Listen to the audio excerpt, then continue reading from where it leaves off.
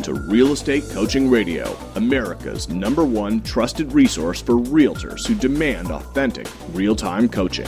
Starring award-winning real estate coaches Tim and Julie Harris. Get ready for unfiltered, full-strength honesty about what is truly working to get you into action and make you money in this new real estate boom. Now to our hosts, Tim and Julie Harris.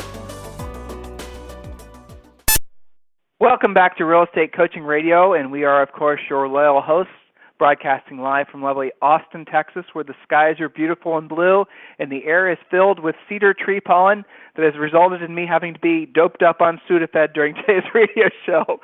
So if you get the sense that I'm a little bit not, yes, I'm giving you full disclosure now that I'm a little bit on Sudafed today. So if I seem a little loopy, now you know why. So the topic of today's radio show is, are you tired of buyers and are you ready to learn how to be a listing agent? And I'll tell you what got me onto this topic.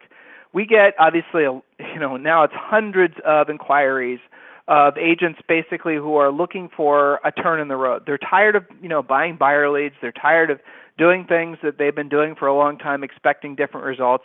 I had a great coaching call with a guy named Bart. And Bart, if you're listening, as I suspect you are, I'm not going to use your last name, but Bart had been involved in a referral-type coaching program for, I think, about 10 years, and he'd seen his results start to drop precipitously in really the past 24 months, and he wasn't sure why. And he was starting to blame himself. He actually was beginning to question himself. Now, Bart's 48 years old. He has hopefully the best years of his life for many decades to come in front of him, but here he was doubting himself because what had happened is the program or the education that he had become outdated. And guys, that happens to all of us. So a lot of you take notes, and a lot of you use our radio show as education for your agents. I know a lot of brokers are doing that. I know a lot of MLSs are doing that. So I want you all to write something down, and this is really important that you never forget it. And this seemed to help Bart, so I'm hoping it'll help a lot of you too. Here it is. Ready? When the going gets tough, the smart leave. When the going gets tough, the smart leave.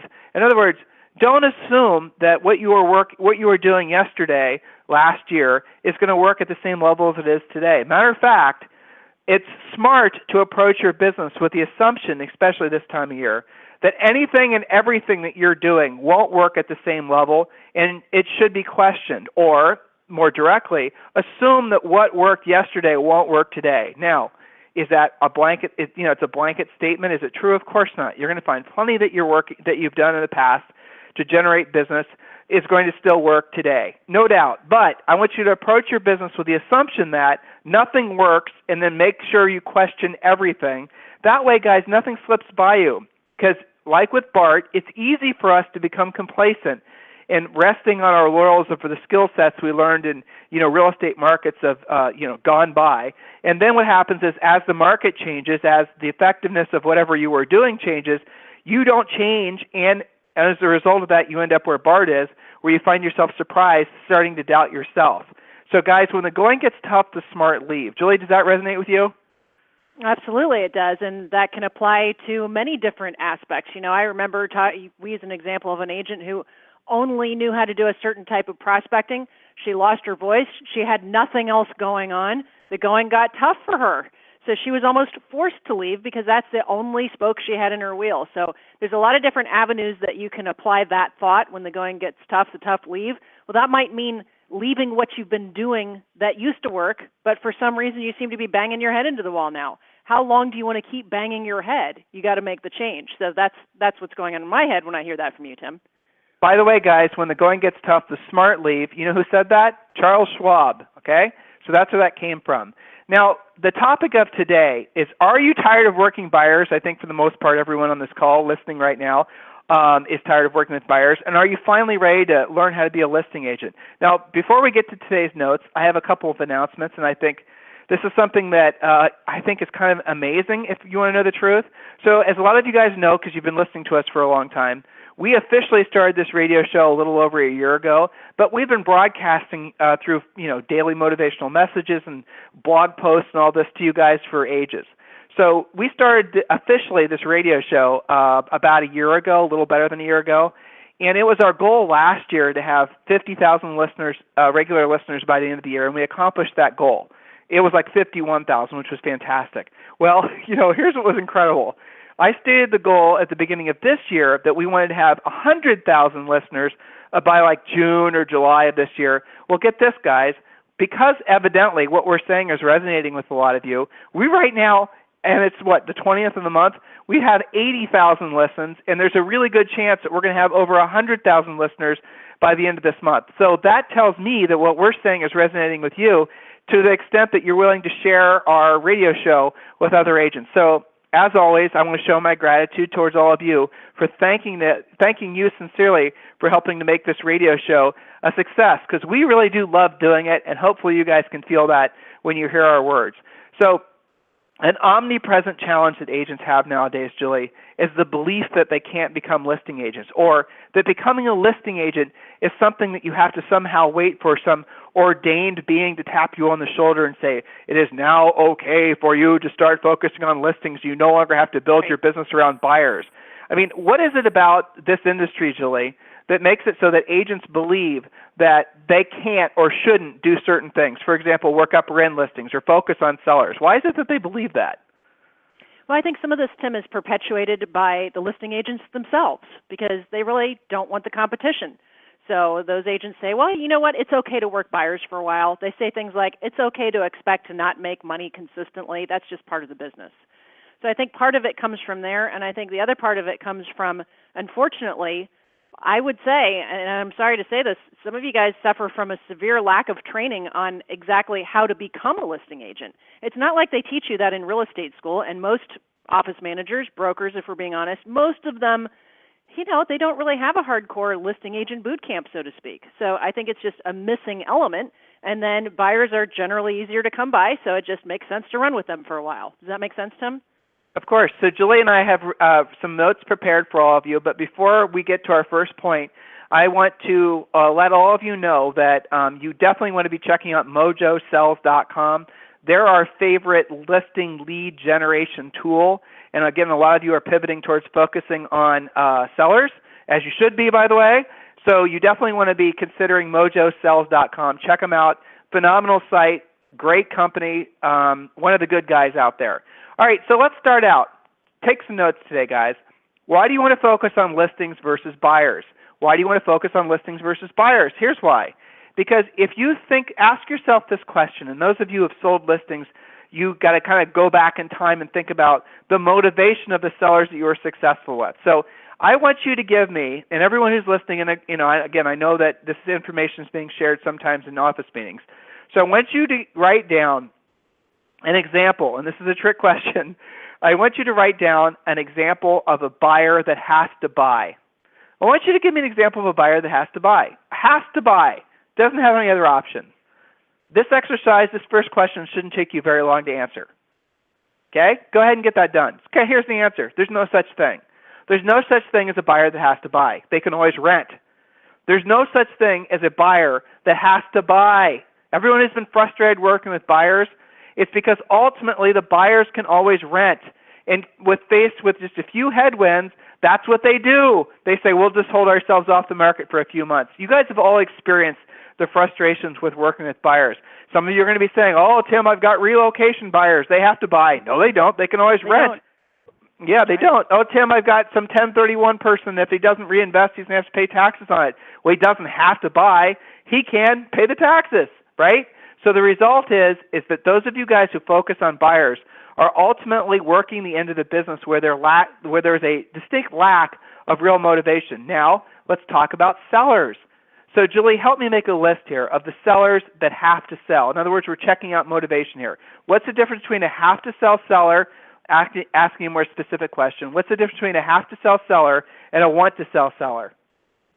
Well, Tim, generally speaking, the filter to run that through is keeping the house an option. If the answer is no, they have to sell. Well, what causes that? Relocating executives.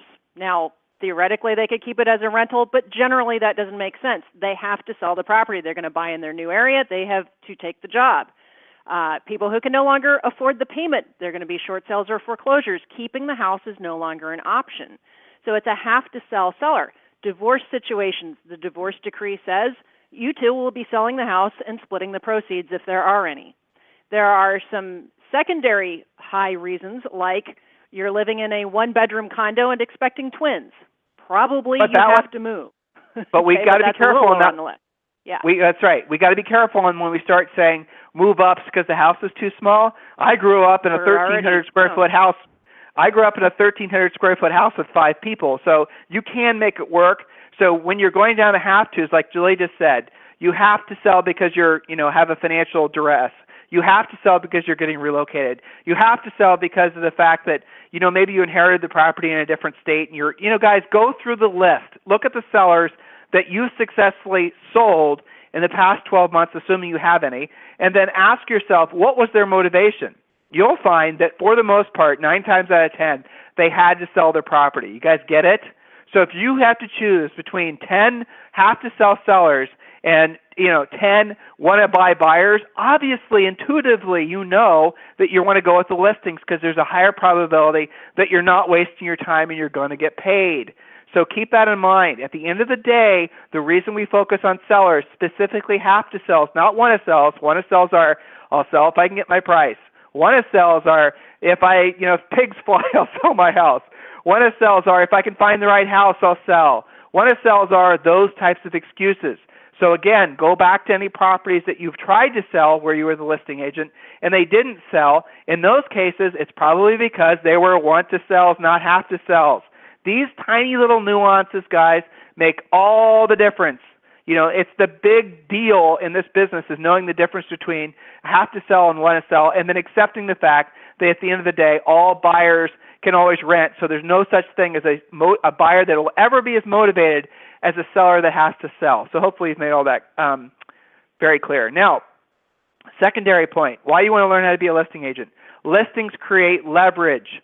Listings create leverage. You list one property, you put it in the MLS, you price it correctly, it's a have-to-sell motivated seller. Let's be honest, it'll sell itself out of the MLS, won't it? I mean, you don't have to do all the marketing. You don't have to put it on 14 different websites and make a color brochure. You don't have to do any of that crap. You price it right, it's a motivated seller, you stick it in the MLS, it's going to sell itself. True or false, Julie? It's absolutely true. And to make a even more serious point on the have-to-sell versus want-to-sell sellers, I always have my agents draw a line going up next for price for the want-to-sell sellers. They'll almost always overprice and torture you through the process. The have-to-sell sellers, you draw a line going down. That means the price will be lower, and you can accomplish what you just said. You put it in the MLS, it's priced right, they're motivated. You will have a closing in 30 to 45 days. So absolutely, it creates leverage. So when you're talking about leverage, you're talking about creating multiple sides, correct? So that's versus the other just the thing. buyer side? That's right. We've found that when you work with a seller, almost always it's going to create 2 transactions. Either that seller moving up to buy something, or that buyer, or maybe you're going to double in that listing, or you're going to get a neighbor that's going to list a property with you. So as a rule, one single transaction, one single listing side transaction is almost always equal to 2 transactions. So what are we talking about so far? You have truly motivated sellers. You create leverage because you can basically take a bunch of listings and put them in the MLS, price them right. I'm not saying don't service your sellers while they're listed. Obviously you do. And then obviously the next point being that for generally speaking, every one transaction will equal 2 sides. Now there's some more points on why you want to be a listing agent. If that wasn't enough, listing agents don't have to buy buyer leads. Do we need to say more? Listing agents don't have to buy buyer leads because when you have a listing, even if it's just a so-so listing, you have to beat the buyers off with a stick. If you have listings now and you're not getting a bunch of buyer leads, you need to seriously consider 1-800-HOME-HOTLINE.com. 1-800-HOME-HOTLINE.com. It's cheap. It's highly effective. Go to the website, check it out on your own. So if you're not getting a bunch of buyer leads and you do have listings, there you go. You need to employ 1-800-HOME-HOTLINE.com. And also, you need to think about other things like how your signs look. Do you have 5 different phone numbers on your signs? If there's not a very clear call to action on your signs, of course you're not going to get sign calls because it's too confusing. The next point on why you want to be a listing agent versus a buyer's agent, Julie? Next point is that being a listing agent actually gives you more freedom, not less. It gives you normal working hours. Listing agents have more stability and predictability in their business, and they actually have more time. I think this is one of the reasons why agents sometimes get worried if they have multiple listings.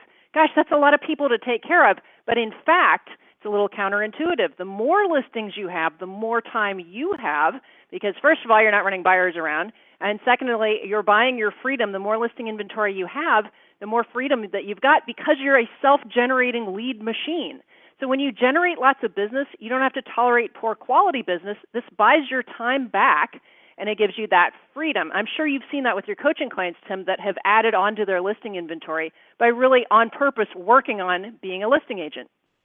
Well, so we're going to talk about that in the next point because a lot of you guys are saying, okay, Tim, not like I needed to be sold on why I wanted to be a listing agent. Could you please get to how I can be a listing agent and how I can set my business up and what the first steps are that I need to take? Yes, let's just get right to it, Julie. So the next section is, how do I get started? What's next? Understand. Actually, Julie, this is your point, so why don't you read the next point? Sure. Well, I think most things that you learn start with working on your mindset. So understand that listings are mental work versus buyers who are physical work. Well, what does that mean? Well, buyers literally are physical work. You're doing a lot of setting up showings, driving around, handling feedback calls. Some of you guys are doing multiple offers for some of these buyers and not actually getting yourselves in contract. So it's a lot of physical work versus listings, which require more mental work. That means that you've got to have a really great pre-listing package, pre-qualification scripts, a listing presentation, know how to handle objections, and know how to close. So those are things you've got to actually work on as a strong listing agent. See, here's the thing, Tim. Listings, usually people are giving something up. Even if they're moving up, they're giving up a house that they were kind of in love with and maybe not making quite as much as they thought. Buyers sort of are excited on their own. So that creates physical work for you. But if we're being honest, it's not as much of mental labor. It doesn't take as much hard work on your skills as listings do. But here's the byproduct of that. Once you get those skills going on, everything becomes so much easier and more predictable. And again, you buy back your stability, predictability, and your time. So I think the first thing, Tim, is working on their mindset about what it takes to be a listing agent and coming to terms with the fact that that is something you can conquer. And once you do, it becomes really predictable. I'm sure that makes sense, based on what you've seen with your coaching clients. So the next step is figuring out, well, how many listings do I need? Let's say I want to embrace this. How do they figure out, Tim, how many listings it takes to drive their business? Well, to put a period at the end of the sentence, Julie, not that you didn't say it perfectly, but just to really drive the point home, to become a listing agent means that you have a schedule for the most part. To be a listing agent means you have normal working hours, unless you choose not to, but for the most part, you have normal working hours. Becoming a listing agent means, and we're going to tell you in the next point called your magic number, you have consistent cash flow, which means you can do consistent financial planning. Again, guys, this comes from being a listing agent. All right, so the next point is magic number. How many listings do I need at all times? All right, so here is one of the, I think, pillars of our coaching business. It's teaching agents that their business really just does come down to one number, and that's the number of listings you need at all times. This is something that we've presented a billion times now, and every time we do it, it's usually the thing that makes agents have the biggest epiphanies or aha moments. And here it is.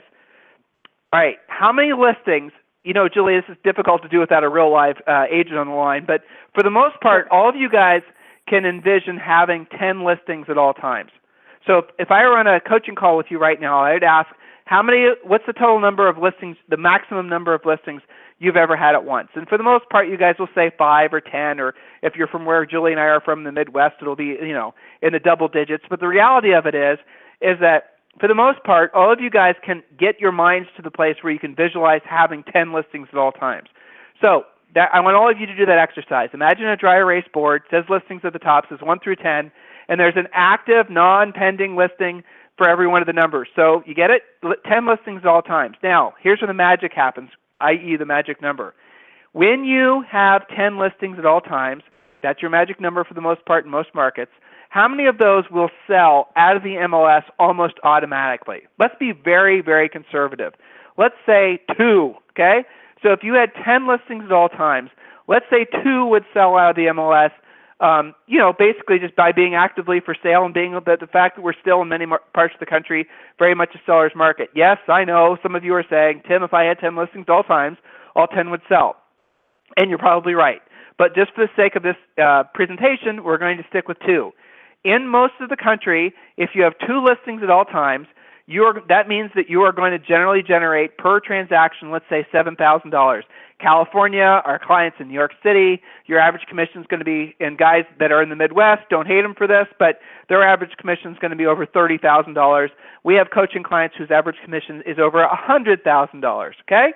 So, it's all perspective. You have to obviously have an idea of what your average commission is. So we're just going to use the generalized number of 7,000. If you had 10 listings at all times and you had 2 of them sell per month, and I realize that in many cases it would be much more than that, but let's just say 2, you would, on autopilot, make $14,000 a month. Now, I want you all to think about that. Just take for a moment and ask yourself, if you had 10 listings at all times in your marketplace with your average commission, and figure out what your commission is after you pay your broker, to do it right, how many listings would you have to have for you to make essentially enough money for you to accomplish all your have-tos, financial have-tos, your financial want-tos? How much money would you need? Chances are, in most parts of the country, you'd need 10 and you'd have to sell 2 and you'd have a brilliant life, wouldn't you? It's interesting, isn't it, to think about that? So really, if you get down to what it takes to be successful long-term in real estate, it's certainly doing what you don't want to do when you don't want to do it at the highest levels. But when we put numbers to that, it's getting to and maintaining 10 listings at all times. Now, again, if you're from Ohio or Michigan or, a lot of these other markets, you might need 30. I have coaching clients in Missouri, and they might need 50. It just depends. If your market is really quickly selling, like in LA or Austin, Texas, for example, you might only need 5. It doesn't really matter. The fact is that the point that you need to be walking away from is that your financial bliss comes from getting to and maintaining a certain number of listings at all times. Hopefully that makes sense to everyone. Now, let's talk about momentum.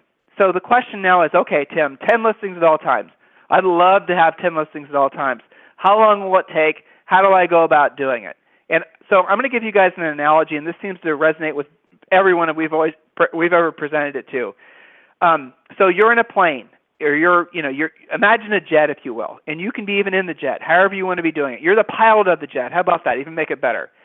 There's essentially 3 real critical stages of flight. There's the runway, throttling up, taking off, where the plane shakes, and it's using, it's basically, that's the most violent part. You guys you've all been in those situations. You can practically feel the plane shaking as I'm describing that to you. And then there's cruising altitude, where things get much smoother, where it's much easier to fly. And then, of course, you have landing, right?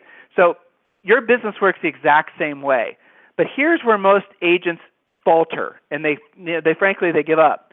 So when you are taking off, that's when you use your most fuel. When you're, just like the jet, when you're trying to get up to cruising altitude, you have to put in all kinds of effort. And again, that's requires, in some cases, a 5-fold or a 10-fold increase in the effort that you normally put forth in your business. So literally, guys, for you to finally clear the runway, for you to finally get up to cruising altitude, you're going to have to put a lot of energy in. That's just the way it works. Be clear about that. Now, when you get to cruising altitude, that's when the jet, the pilot, normally kind of throttles back a little bit, and it's easy to keep speed, and it's easy to keep elevation. So to tie this back into the magic number, if you had 10 listings at all times, and the getting up to that point, that's where you're taking off. That's when you're using most of the fuel. That's what's requiring most of the energy. That, for some people, can take a month. That can take 6 months, and some people it takes a year. It just depends how consistently you throttle down. Now, when you're at cruising altitude does not mean that you're not still keeping the throttle going, because you are. But it's easier because you only have to replace what sells. So 10 listings at all times, let's say you're starting at 0. To get to 10 and to maintain 10, you're going to have some sell along the way. It's going to take a lot of effort. You're going to have to learn some new skills. It's mental work versus physical work. You're going to have to get over the fact that you're a salesperson. You're going to have to be okay asking for business. You're going to have to change your mindset a lot, and then you're going to have to learn some new skills. And for some of you, you haven't been in that state of learning for a long time because you've been complacent with your skills. Remember, when the going gets tough, the smart leave. So you now have your skill set. You're now working it. You're now getting better and better and better. That is when you're climbing up to altitude. That's when, again, it requires a lot of consistent effort. Now, like the pilot, if while you're climbing up to the altitude, if you pull back on that throttle, what's going to happen? You're going to have to land again. You're going to have to hopefully not violently land again. You're going to end up back on the runway. See, guys, that's what most of you do. You start out with all kinds of energy and enthusiasm, and you start out by throttling down, and I'm going to do it, nothing's going to, and then you hit a little bit of turbulence, and you say, whatever reason, you decide to go back to where you were. And then you find yourself sitting on that runway again, waiting for permission to take off. Guys, that is how success works. Now, here's the cool thing about when you're at cruising altitude. Not only is it easier because you just have to replace what sells. Remember, we were talking about 2 selling per month. You don't have to you take 2 per month. You replace what sells, and then if you choose to increase your income, if you want to go to the next level, what does it take? You add some more throttle. You decide to set your course for a higher level. And then you increase your average, your number of listings from 10 to 15 per month. You give yourself a nice little raise. Now, some of you will be thinking ahead of me and ask yourself when you land the plane. The answer is never. You never land the plane. You land the plane when you're dead. Okay, now you can get to a point where you're cruising and maybe you're happy at that altitude. It's easier. The view's great. That's great. Just don't stay there too long, because what's going to eventually happen is you're going to have to go to the next level, again, with your skills. Otherwise, you're going to inevitably fall back down to earth. Julie, that is a really, I think, the easiest way to explain momentum that I've ever, that we've ever thought of for realtors. It absolutely is. So the goal is to not keep on taking off and then kind of not really reaching cruising altitude. You got to go circle back to the runway. Hopefully you can find the runway, refuel, and do it all over again. That's the life of how many agents operate. Typically the agents that go from a deal to a deal or a handful of deals to a handful of deals because they're always circling the runway. Your goal is to get to that magic number, which is cruising altitude. Set it to autopilot for a while. Decide, is this a listing inventory that's going to get you to where you need to be? We can, modulate a little bit, put some more fuel in, do it again. So here's the thing. The taking off part, just like for the jet, is the hardest part of any real estate practice. You've got to push through and keep that throttle down so you can get up there and stop starting and stopping it. What would that be like if you were on the plane and the pilot kind of second guessed, I don't know, is this the right thing to do? Did I put the right kind of fuel in? Maybe I'll respond to that email where they said, if you just do this, you'll be a better pilot. I'm just going to go land the plane again. That's how some of you guys run your practice. So the key is to get through that, get to your listing inventory, and then it actually gets a lot easier. Just like when you reach that cruising altitude, the plane kind of settles in. We don't have as much turbulence because we're through the clouds. It's smooth sailing. And that's when the pilot comes on and says it's okay to loosen your seatbelt. Some of you guys haven't experienced that. Those of you with listing inventory know exactly what we're talking about. So get to that cruising altitude, because then all you have to do is replace your listings as they sell. So you're not trying to build that 10. You might be replacing 1 or 2 at a time. And by the time you've gotten to your magic number, you'll have the skills to easily replace them as needed. And that's when you gain that great momentum and predictability to your business and get your time back. It's when it becomes more predictable, when you have predictable, duplicatable income. Imagine the stress melting away for some of you guys. I mean, really, Tim, if it's between being a listing agent and being a buyer's agent, the listing agents win every time, regardless of the market conditions. Market's up or market's down, listing agent always wins.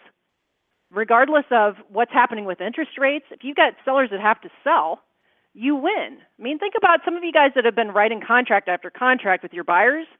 Wouldn't you have rather have been that listing agent with offers to choose from? I know I would have, Tim. What are your thoughts? The other thing that's interesting is and Julie, at the next point, let's just replace that one with the spokes on the wheel, and if you don't mind presenting that one. Sure. So, guys, the thing that's also interesting is a lot of you come to us with having, you guys are spending a lot of money on your businesses. And when you really drill down to see what you're spending your money on, you're spending your money on buyer lead generation and buyer lead cultivation. That's where you guys are wasting in many cases, thousands and thousands of dollars. Buyer lead generation, buyer lead qualification. You're not focusing on listings. You're spending your money, frankly, on wasteful things for the most part. When you're focused on being a listing agent, for the most part, you don't have to spend hardly any money. That's a little, I think, aha moment that a lot of you need to experience. You're having to spend money to buy buyer leads because you don't have listings. When you have listings, you have to beat the buyers up with a stick, okay? Zillow knows that. That's the reason they have your listings on their site. Trulia, Realtor.com, same thing. They know that they put the buyers on the site, the buyers will go to them, and then what happens? Or if they put the listings on the site, the buyers go to them. They then sell the impressions of the leads back to you guys. So, Julie, we use spokes on the wheel, that analogy, a lot. I think it's really important that we explain to all of these guys, another fallacy or another problem that happens when you're on the path of becoming a listing agent when they just do one thing. That's right. So we lovingly know those agents as one-spoke wonders, and you'll know why in a second. So most agents operate off of just looking for that one good thing. If I just pay for this, if I just deploy that, that's going to cause me to have all of my lead generation issues solved. But in fact, we can think about this as a bicycle wheel, right? So imagine you've got your bicycle, you've just assembled it, and you have the front wheel is together, you've got a really strong spoke, and you figure that's good enough, so you're going to go riding in the park. So you're on your bike, you got your one spoke, and there's a speed bump or maybe a rock in the road. Well, you thought you had a good bike put together, maybe you skipped some steps, and you thought it was okay until you hit that speed bump or that rock. So what happens to the bike? You wipe out. Now, some of you guys experienced that during the recession when you were living on one spoke, repeat and referral, because everybody was fat and happy and qualified for everything. And then what happened? Major speed bump, and a lot of agents crashed and burned. So what happens if you add multiple spokes? You take your bike, you put your Band-Aids on your knees from wiping out, you take that bike back to the shop and you go, you know what? Maybe I should have used all of the parts. I'm going to put multiple spokes in that wheel. I'm going to see how that goes. I'm going to not only make sure that I've got it assembled correctly, but I'm going to maybe use some titanium spokes. I'm going to do this right. So I now have multiple spokes in my wheel. I go back to that same park and I notice not only am I not feeling those speed bumps and those rocks, but I'm actually traveling a lot faster. I don't actually even feel anything that's in my way. Gosh, this is a lot smoother ride. So in real estate, multiple spokes means having multiple sources or pipelines of business so that you're not dependent on any one thing. Some of you guys go from thing to thing in beliefs that the next greatest thing that's waiting for you in your email or what have you is going to be the magic bullet. Well, guess what? There is no magic bullet. There is no one spoke that will get you to your goal. So we teach you a model that gives you multiple pipelines. So maybe you've got a really great, strong center of influence base and you have a lot of nice referrals coming in. But what happens if rates go up? What happens if, any number of things happens? You need to have some other skills in line. So multiple spokes is your key to happiness. People always ask him, what is the one best source of listing leads? So we always answer, there is no one best source. The answer is multiple spokes in the wheel. Yeah, exactly. And, to Julie's, to point, the really, we have to wrap the radio show. Julie and I both have to go on other conference calls. So here's the moral of the story. If you're a one-spoke wonder, as so many of you are, I'm thinking about you, Bart, and your one-spoke with centers of influence and past clients, you are going to be vulnerable to fluctuations in the marketplace. If your one spoke, you guys can scale this idea of spokes on your wheel. If your one spoke is sources of income, if your one spoke is a specific market. I've got a coaching client in North Dakota, and he is already the dominant agent in his market, and his market is solely dependent on Tyson, the chicken poultry. So if Tyson were to move shop to Mexico, his whole town would pretty much be devastated. So he is kind of a one-spoke wonder in that he's all dependent on this particular small market. So guys, depending on where you are, you really got to be thinking about that. How well have you insulated yourself to natural fluctuations in the market? And start out with how many different sources of lead generation do you have? Our primary focus, guys, will always be on realtors. There was an interesting report that came out. I read about it on Inman, and we read Inman every day. We're contributors on Inman, talking about the 200 most influential people in real estate. And you know what? I thought the list was interesting in that there wasn't a single agent on that website. How preposterous, I thought to myself, because the backbone of this industry is agents. If you take the agents away, you've got nothing. The listing agents in particular do control the market. You guys listening who are learning how to be listing agents are the most important thing. Forward-thinking brokers, forward-thinking MLSs recognize that and aren't afraid to say it. The listing agents control the market. The listing agents are the ones that decide what's going to make it on the market. The listing agents are the ones who oftentimes will control pricing. The listing agents are the ones that ultimately will, determine whether the buyer's agents are going to have a shot at selling their listings or not. Guys, you've got to realize that you have to be on the side of being a listing agent, because being a buyer's agent, there will always be a need for being a buyer's agent, but there's every reason to believe that it's not ever going to be as lucrative and as rewarding in many other ways as being a listing agent. So Julie and I have to get to other events. If there's anything we can do for you, go to freecoachingcallsforagents.com. We had other points we were going to share with you guys. Go to freecoachingcallsforagents.com. And I'll tell you what we'll do. I'm going to give you guys a free copy of our book, Think and Grow Rich for Real Estate, and also a free copy of our book, The Real Estate Treasure Map, when you request a free coaching call at freecoachingcallsforagents.com. If there's anything we can ever do for you, you can also go to timandjulieharris.com if you're ready to jump into one of our coaching programs. We'll talk with you on the radio tomorrow. This program has been a presentation by Tim and Julie Harris, Real Estate Coaching. For more information on our real estate coaching and training programs, visit our website at timandjulieharris.com. Remember to tune in weekdays at noon for upcoming shows, and until next time, thank you for listening to Real Estate Coaching Radio with Tim and Julie Harris.